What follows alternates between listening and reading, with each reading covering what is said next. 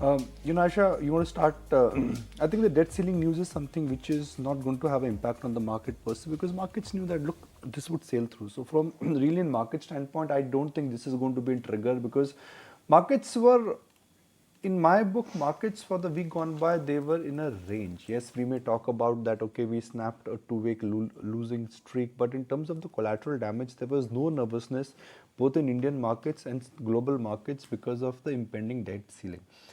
Now, what we saw on Friday was, again, the leadership sector, which is the bank Nifty, that seems to be powering strongly. And in all probability today, the bank Nifty will make a new high. So Nifty is not, frankly, a lot away from that breakout mark, and bank Nifty at an all-time high.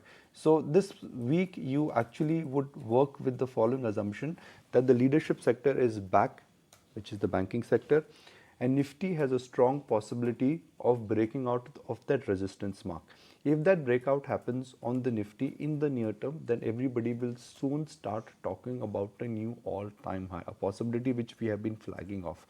Markets last week did look slightly lazy and slightly tardy, but given the global setup, the news flow over the weekend, the fact that the bank Nifty is all set to make a new all-time high, I guess the lost momentum could be rediscovered. Yeah, but as you highlighted, Aisha, the clear big headline as well that the street is watching out for is what took place overseas, where you have, with the potential first ever government default, you had the US President Joe Biden and Kevin McCarthy reaching that final agreement, and this took place Sunday on a deal to raise the nation's debt ceiling and working in order to ensure that the Republican and Democratic votes actually do pass through in terms of to pass that measure in the coming week. And you also had the US President Joe Biden saying that it has been good news. That's what he said on Sunday evening. So that perhaps may not be fairly market moving, as Nikunj said, but definitely is going to be very closely tracked.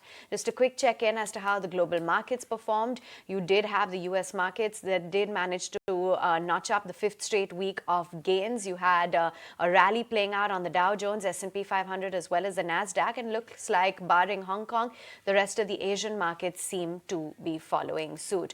So we will be just getting on board our experts as well to discuss that.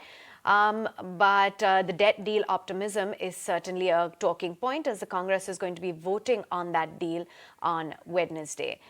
But other than that, then, Nikunj, let's focus in as well on that interesting conversation you had, because it was a busy weekend for you with Chris Wood.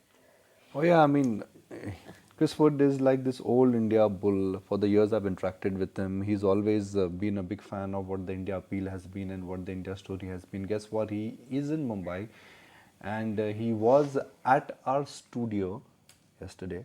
I mean, very nice of him to come to our studio even on a Sunday. And he clearly is not only confident, but he feels that now that the rate cycle globally and locally has peaked out, I guess it's time to really bet on India. Guess what? He's added Zomato in his portfolio. Guess what? He feels that there is a probability and a possibility that the Sensex actually could touch 1 lakh. When I said 1 lakh, he said, look, you got to tell me in a different nomenclature. I said 100,000. He said, yeah. 5 years, strong possibility the Sensex could touch 100,000.